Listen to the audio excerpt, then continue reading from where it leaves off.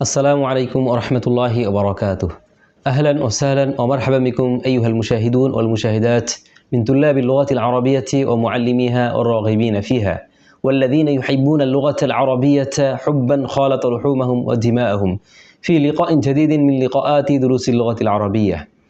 আরবি ভাষার প্রিয় শিক্ষক ও শিক্ষার্থীবৃন্দ এবং দেশ ও প্রবাস থেকে যে যেখান থেকে আমাদের সাথে যুক্ত হয়েছেন সকলকে আরবি ভাষার দার্সে স্বাগতম। প্রিয় দর্শকবৃন্দ, আমরা আরবি ভাষায় প্রচলিত ভুল এই শিরোনামের অধীনে অনেকগুলো দার্স সম্পন্ন করেছি আলহামদুলিল্লাহ।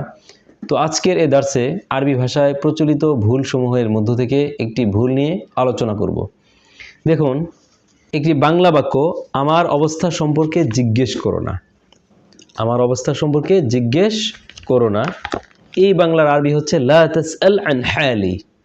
তো লা তাসআল আন হালি এই জুমলাটি আপনি আরবিতে কিভাবে লিখবেন? তো এটা লেখার ক্ষেত্রে অনেক শিক্ষার্থী ইমলাগত ভুল করে। দেখুন, এখানে লা তাসআল আন হালি এই জুমলার দুটি সূরত লেখা আছে। একটি হচ্ছে লা তাসআল, তা সিন হামজা, নাবরার উপর হামজা লাম, লা তাসআল।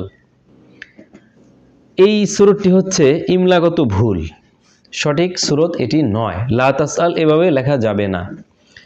দ্বিতীয় সূরতটি দেখুন, লা তাসআল, এখানে তা সিন হামজা, এই আলিফ, আলিফের উপর একটি হামজা দেওয়া হয়েছে, এরপরে লাম, লা তাসআল আন হালি, এটি হচ্ছে সঠিক রূপ। দেখেছেন পার্থক্য? একটি হচ্ছে তাসিন, এরপর নাবরার উপর হামজা, পার্থক্য এই দুইটি জায়গায়, নাবরার উপর হামজা, এটা হচ্ছে ইমলাগত ভুল।